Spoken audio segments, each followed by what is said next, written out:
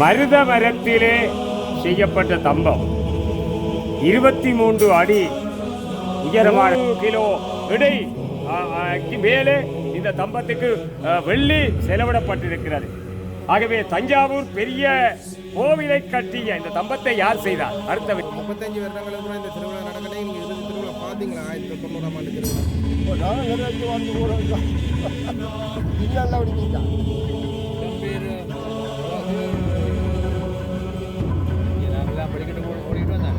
தேவதா அஷ்டாதச தேவகணா சகல கணார்ச்சித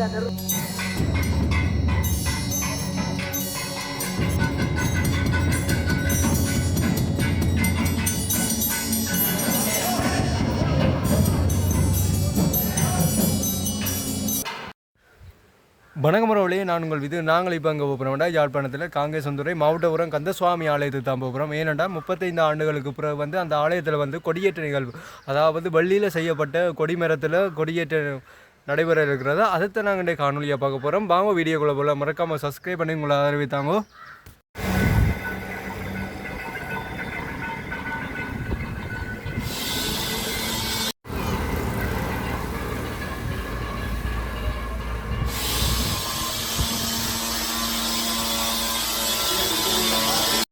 தேவதா அஷ்டாதச தேவகணா சகல கணார்ச்சித இந்த ஆலயத்தில் முழுக்க கருங்கல் வேலைப்பாடுகளான் இன்னும் இந்த ஆலயத்தில் ராஜகோபுரம் இன்னும் கட்டி முடிக்கவில்லை. பாருங்க, அந்த கருங்கல்லில் வடிவான அமைப்புகளால் செதுக்கப்பட்டிருக்குது.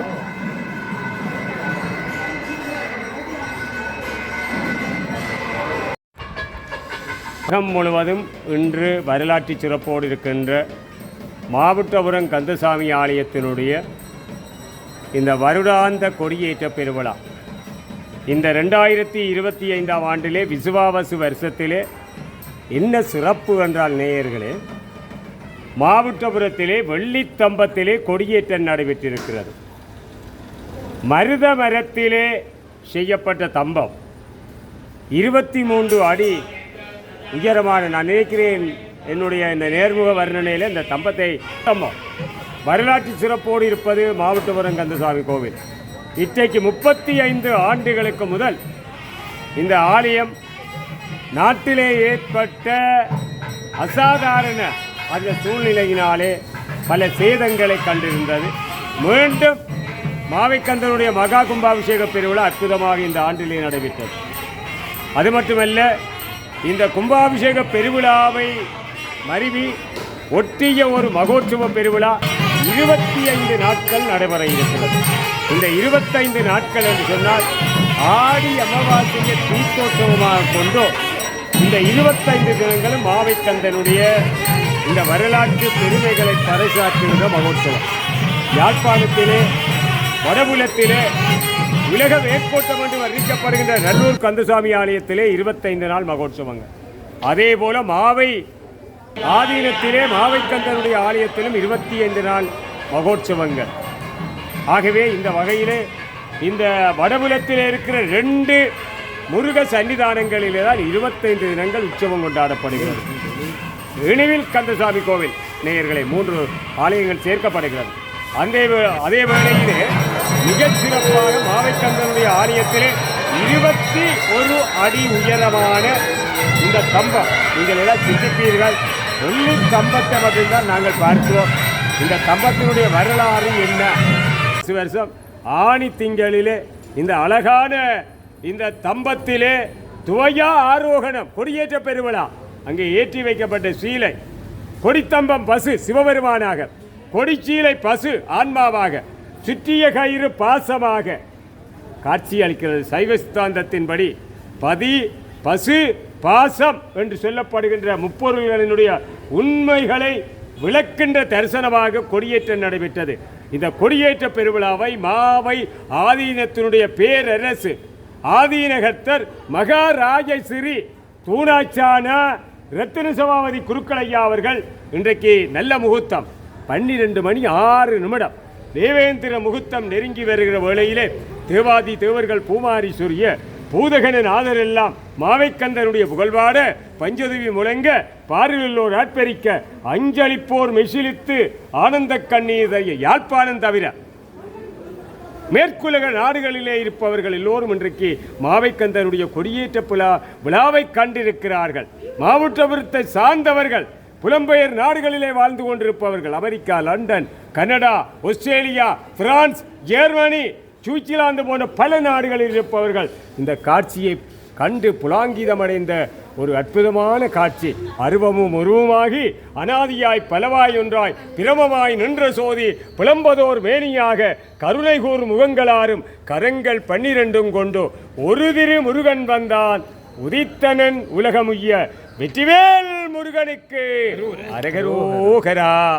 வேல் முருகனுடைய நல்லதொரு திருவருள் எங்களுக்கு கிடைத்து எல்லோரும் நல்ல வண்ணம் வாழ இந்த 25 தினங்களும் முருகனை ஒரு நிமிடமாவது நாங்கள் எங்களுடைய மனதிருத்தி வழங்கி வழிபடுவோமாக.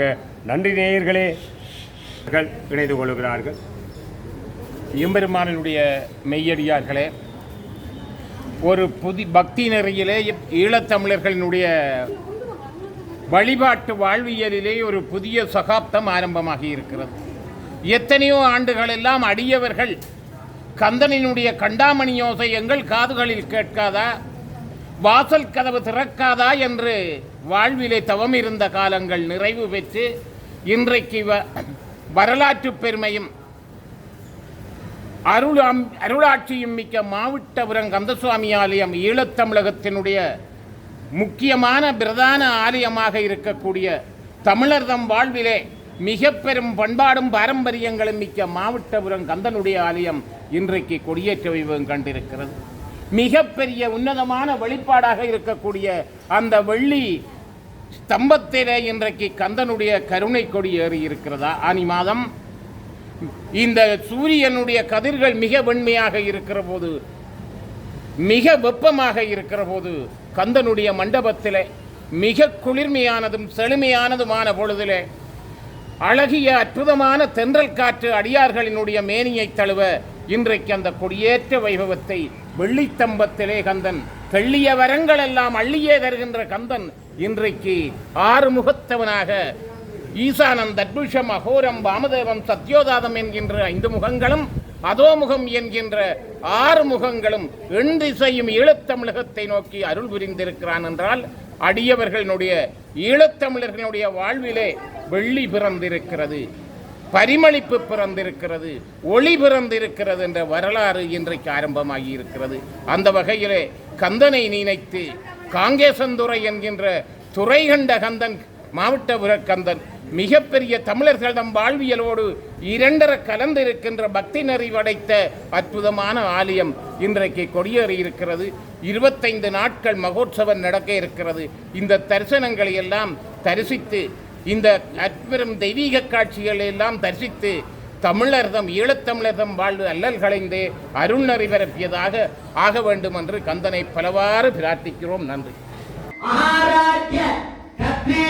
பெரிய மனத்துள்ளார் இது பரம்பராணாம் தேசாம் தேசாம் அஸ்மின் ஆலயே துரகானன விமோசனபுரி இது நாமாலங்கிற மாவட்டபுரம் இது சேத்ரே மாவை கந்த சுவாமினா அஸ்மின் ஆலயே அனுட்டிரே அஸ்மின் அழகாபுரி ததர்ஷே ஜகத்தகாயமான மகோன்னத ரஜத ஸ்தம்பே அஸ்ய வைடூர்ய வைதாரிக சமர்த்த அலங்கிருத